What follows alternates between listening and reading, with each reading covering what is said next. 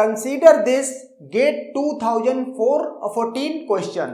पूछ रहा है कि ये 4 स्केड्यूल दिए हैं 4 ऑप्शन में। ओके, ए भी एक स्केड्यूल है, ऑप्शन बी ऑप्शन भी एक स्केड्यूल है, सी ऑप्शन भी एक स्केड्यूल है, डी ऑप्शन भी एक स्केड्यूल है, और हर स्केड्यूल में 3 ट्रांजैक्शन यूज हुई हैं।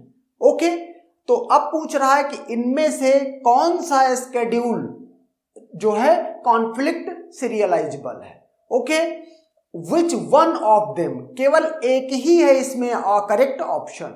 ओके, तो अब इस तरह का क्वेश्चन जब भी स्केड्यूल इस तरह से लिखा हुआ हो, तो ये तो मैं आपको बोल चुका हूं कि जैसे ये स्केड्यूल इस तरह से लिखा है तो इसका मतलब लेफ्ट टू राइट जा रहे हैं तो टाइम बढ़ रहा है। कॉन्फ्लिक्टिंग इंस्ट्रक्शन या कह लो प्रेसिडेंस ग्राफ, इसको देख के भी डायरेक्ट बनाया जा सकता है। ओके, लेकिन मैं प्रेफर करता हूं कि आप इस तरह से इसको मींस स्केड्यूल को कन्वर्ट कर लो और फिर प्रेसिडेंस ग्राफ ड्रॉ करो, कहीं इसमें कोई मिस्टेक ना हो जाए। ओके, जबकि जिन स्टूडेंट्स को प्रैक्टिस है वो इसमें भी प्रेसिडेंस ग्राफ ड्रॉ कर लेते हैं। तो इसके लिए अगर मैं देखूं तो 3 ट्रांजैक्शन हैं, तो T1, T2, T3, ये मैंने क्या कर दिया, 3 वर्टाइसेस क्रिएट कर दी।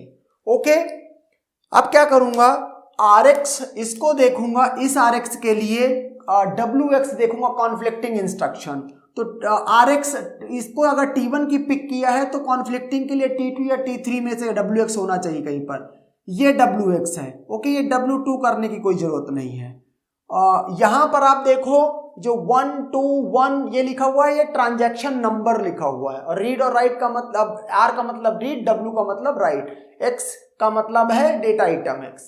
ओके, तो ये मैंने जैसे पहला है, ये टाइम में पहले RX पर R1X परफॉर्म हुआ, मतलब T1 में RX परफॉर्म हुआ, फिर टाइम में बढ़ेंगे तो R2X मतलब T2 का RX, टाइम में आगे बढ़े तो T2 का RX, फिर टाइम में आगे बढ़े तो T1 का WX, देखो टाइम बढ़े तो WX, उसके बाद टाइम में आगे बढ़े तो T3 का RX, T3 का RX परफॉर्म हुआ, और टाइम में आगे बढ़े तो T2 का WX।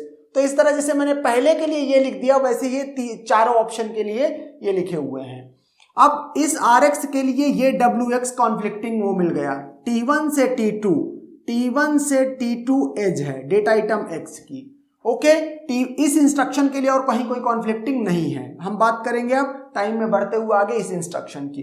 ऊपर कॉन्फ्लिक्टिंग नहीं देखा जाता है, अब इस इंस्ट्रक्शन के नीचे ही टाइम लाइन में इसके नीचे ही अब देखा जाएगा, T2 को छोड़ के T1 और T3 में RX WX, T2 से T1। ओके, T2 से T1 ये क्या हुआ, डेटा आइटम X पढ़ करके ये T2 से T1 हो रहा है, T2 से T3 कुछ नहीं है। आगे बढ़ेंगे।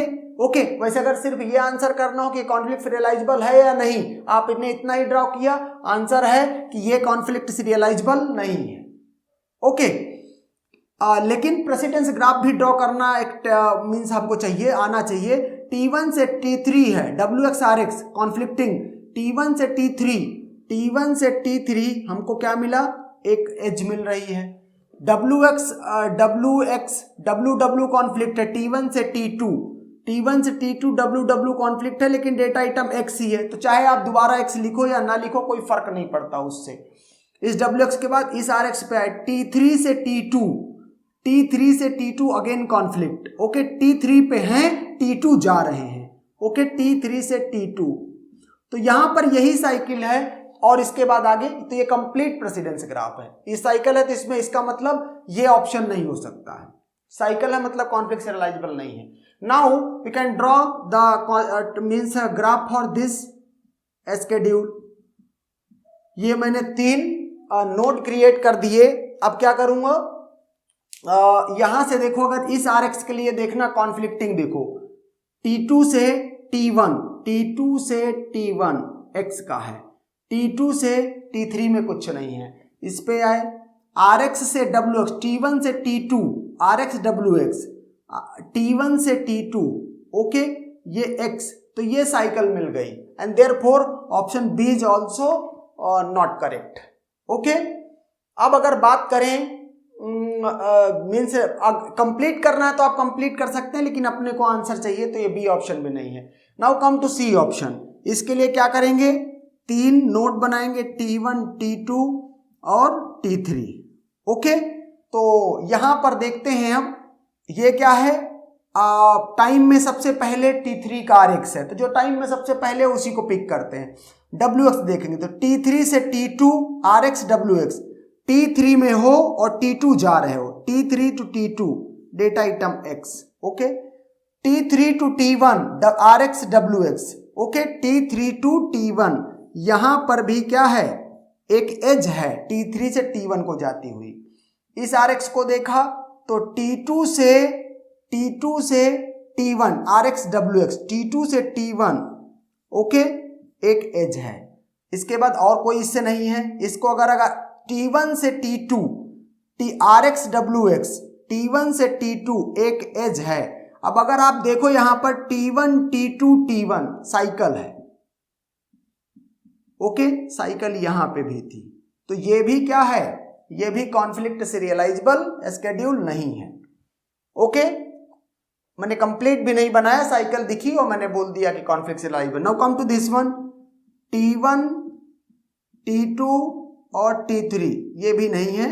इसको देखते हैं, RX कोई का कॉन्फ्लिक्टिंग नहीं, WX RX T2 से T3, WX RX T2 से T3। ओके, ये X है। WX से RX T2 से T1, यहां पर भी एक एज है X की। ओके, WX से WX, यहां पर चाहो आप तो कॉमा X और कर सकते हो T2 से T1, लेकिन कोई फर्क नहीं पड़ता क्योंकि डेटा आइटम X ही है। वैसे भी एज हमको देखनी है, एज एक ही रहेगी। तो WX, इस RX को देखें अगर, T3 RX WX, T3 to T1, T3 to T1 क्या है, ये X की एज है। ओके, RX WX, यहां पे भी एक एज है। इसको छोड़ दो, इन RX और WX के रिस्पेक्टिव कोई कॉन्फ्लिक्टिंग इंस्ट्रक्शन नहीं है। यहां क्या बोलेंगे, नो साइकिल। ओके, इसमें कोई साइकिल नहीं है, so conflict serializable schedule, and therefore the correct option is D only. Okay, and that's done.